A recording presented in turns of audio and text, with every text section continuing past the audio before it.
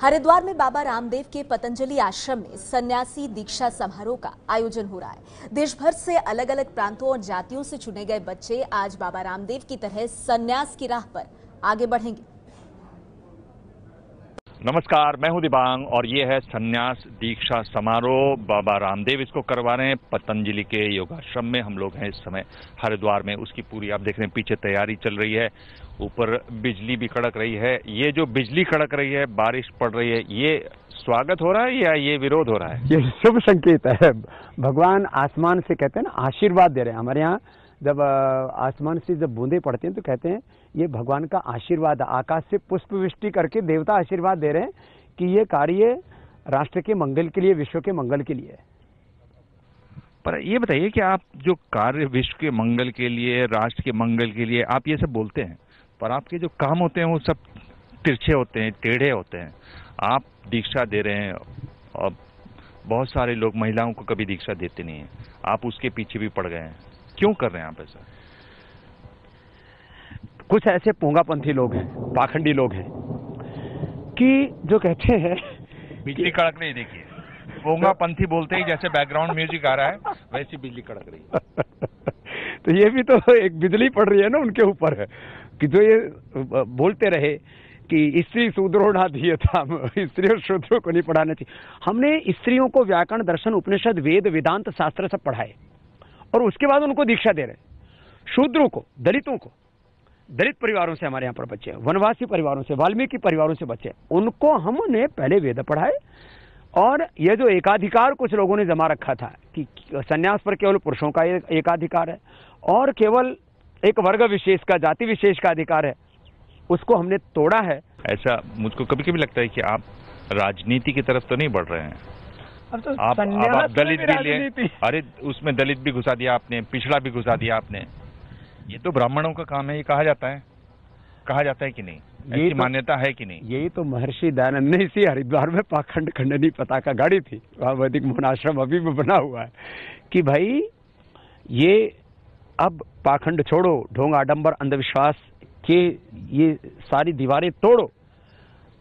ईश्वर एक समान, तो उसकी सृष्टि सब ईश्वर का ही सृजन है, तो ये सब एक समान, ब्राह्मण, क्षत्रिय, वैश्य, दलित, शूद्र, स्त्री पुरुष के नाम पर भेदभाव क्यों? पर अरे ये शिखा और सूत्र, बोले चोटी भी केवल जो एक विशेष वर्ग के लोग रखेंगे, जनेऊ भी एक विशेष वर्ग के लोग पहनेंगे।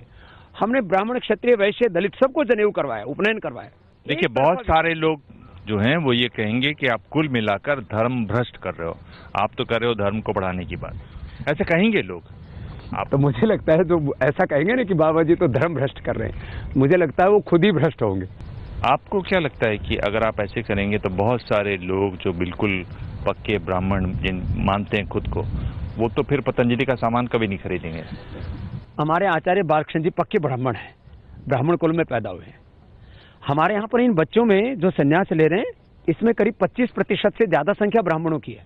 जो सच्चे ब्राह्मण है ना, जो पक्के ब्राह्मण है, जो वैदिक ब्राह्मण है, जो ऋषियों की संतान है, वो तो मेरा विरोध करेंगे नहीं। और कौन करेंगे? मतलब कुछ लोग करेंगे भी। कौन कौन करेंगे? जो थोड़ी पाखंडी है। आप पाखंडी बोलते हैं और बिजली कड़कती है। ये समर्थन करती है कि बाबा लगे रहो। एक जो आप पर ये कहा जाता था ना, कि ये सवाल पूछा जाता था कि उत्तराधिकारी कौन? आगे मेरा सपना है कि 20-25 सालों में करीब हम 1000 सन्यासी तैयार कर देंगे और ये पतंजलि की सारी सेवाओं को आगे लेकर के जाएंगे। योग, आयुर्वेद, अनुसंधान, गो सेवा, गांव, गरीब, मजदूर, किसान का काम। ये बताइए कि आप ये जो बात कर रहे हैं चैरिटी की, मैं 1 लाख करोड़ की चैरिटी करूंगा, ये उसका हिस्सा है? वो 1 लाख करोड़ की चैरिटी किनके माध्यम से होगी? तो उसके माध्यम बनेंगे। हमने तय किया कि 2050 तक भारत को विश्व की आर्थिक और आध्यात्मिक महाशक्ति बनाना है। तो उसमें हमने अपने हिस्से काम लिया है कि हमें 1 करोड़ से ज्यादा बच्चों को पढ़ाना है, 1 लाख से ज्यादा बच्चों का विश्वविद्यालय और देश में सैकड़ों आचार्य कुलम, गुरुकुलम, आधुनिक और आध्यात्मिक शिक्षा के स्कूल खोलने। उन स्कूल, कॉलेज, यूनिवर्सिटियों को कौन चलाएगा? 1 करोड़ से ज्यादा किसानों को हम जोड़ चुके हैं। 1 5 लाख से ज्यादा लोगों को रोजगार देना है, 5 करोड़ से ज्यादा किसानों को हमें जोड़ना है, अलग अलग लाखों योगी तैयार करने हैं।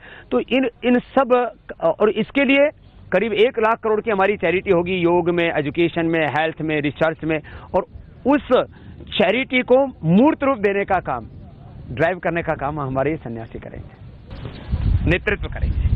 अगर सरल शब्दों में टीवी के दर्शकों को समझना हो कि सन्यास दीक्षा का मतलब क्या है, तो क्या है? सम्यक्तया सर्वाणी गुणानि आस्ते उपविशति यस्मिन स सन्यास। सारे सद्गुण जिसमें वास करते हैं और सारे दुर्गुण जिससे हट गए, जो सारी दुर्बलताओं से, दुर्गुणों से, पराधीनताओं से दूर हो गया, माने दोषों से दूर होना और सद्गुणों को धारण करके सबके लिए जीना। मूड को, जैसे वो फिल्मों में होता है ना, जब मूड बनता है फिर उसी मूड का एक गाना आ जाता है। एकता समानता स्वाधीनता रहे, एकता समानता स्वाधीनता रहे, मेरे देश में चरित्र की महानता रहे, मेरे देश में चरित्र की महानता रहे। तो ये जो भेदभाव की दीवारें जो डाल दी थी ना, असमानता की दीवारें, वो सारी टूटेंगी और एक भारत श्रेष्ठ भारत, नेक भारत बनेगा। और इसमें हमारी ये विनम्र आहुति होगी अपने मातृभूमि की सेवा।